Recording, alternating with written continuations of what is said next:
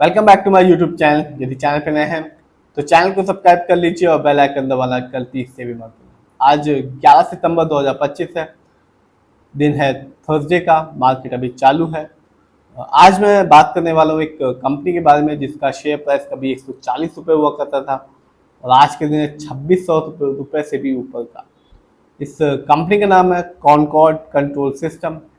सबसे पहले बताता हूँ कि कंपनी किस बिजनेस में क्या करती है, क्या बनाती है। तो ये कंपनी एक लखनऊ बेस्ड मैन्युफैक्चर है, स्पेशली बनाती है electrical and electronic product for Indian railway के लिए। तो आज के दिन इस कंपनी का शेयर प्राइस है 2603 रुपीज़ और आज इस कंपनी ने अभी तक 2.01% का रिटर्न निकाल के दिया। बात करें एक साल की, 2024 मार्केट डाउन था, फिर भी इस कंपनी ने अपने शेयर होल्डर्स को कह सकते हैं बिल्कुल निराश नहीं किया। इस कंपनी का जो रिटर्न था एक साल में 28.23% का, यानी कि आज से ठीक एक साल पहले इस कंपनी का जो शेयर प्राइस था वो था 1938 रुपीज़ का। लेकिन बात करें यदि 5 साल की तो कंपनी ने अपने शेयर होल्डर्स को माला माल कर दिया। इस कंपनी का जो रिटर्न था 5 साल में वो था 2267% का, यानी कि आज से ठीक 5 साल पहले 2020 में इस कंपनी का जो शेयर प्राइस था वो सिर्फ 140 रुपये था, जो आज के दिन बढ़ के हो चुका है 2603 रुपये का। तो ऐसा ही होता है, जो अच्छी कंपनियां होती हैं वो भले ही अपने शेयर होल्डर्स को शॉर्ट टर्म में निराश करें, लेकिन लॉन्ग टर्म में अपने शेयर होल्डर्स को माला माल कर देती है। इस कंपनी का जो हाईएस्ट शेयर प्राइस गया एक साल में वो था 2635 रुपीज़, जबकि एक साल में इस कंपनी का जो लो शेयर प्राइस आया वो रहा 971 रुपीज़ 15 पैसे। जानते हैं इस कंपनी के फंडामेंटल्स को। तो जो कंपनी का मार्केट कैप है वो है 1608 करोड़। ये कंपनी मिड कैप की कंपनी है और मिड कैप की कंपनी का मार्केट कैप होता है 500 करोड़ से लेकर 7000 करोड़ के बीच में।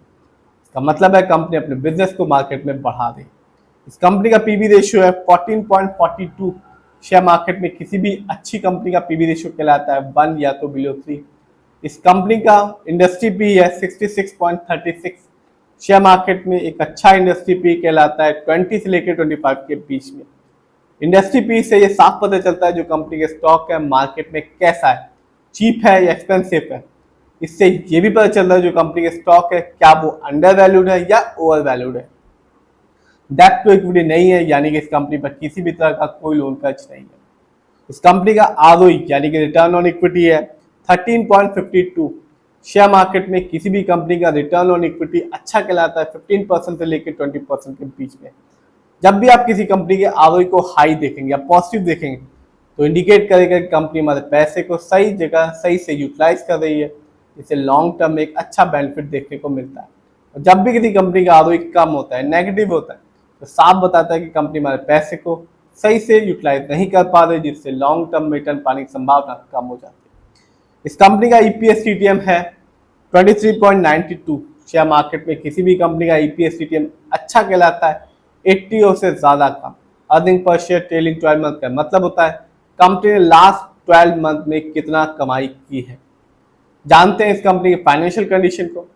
तो कंपनी का यदि हम ईयरली देखें और रेवेन्यू, तो 2024 में इस कंपनी की जो ईयरली रेवेन्यू रहा वो था 66.61 करोड़।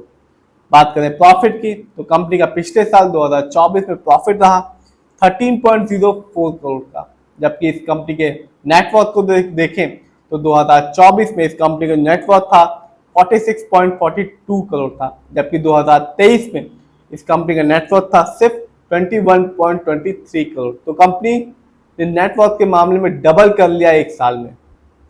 बात की जाए इस कंपनी के शेयर होल्डिंग पैटर्न की तो कंपनी के जो प्रमोटर है यानी कि ओनर, उनका पैसा लगा हुआ है इस कंपनी में 67.06% का, जबकि दूसरे नंबर पर आते हैं रिटेलर्स यानी कि हम लोग का पैसा इस कंपनी में लगा हुआ है 32.51% का। तो कंपनी कह सकते हैं कि लॉन्ग टर्म में अपने शेयर होल्डर्स को मालामाल कर रही है। 2261% का रिटर्न निकाल के दिया 5 साल में। शेयर प्राइस 140 था, आज है 2603 रुपये। तो कह सकते हैं कंपनी अपने शेयर होल्डर्स को रिटर्न तो दे ही रही है।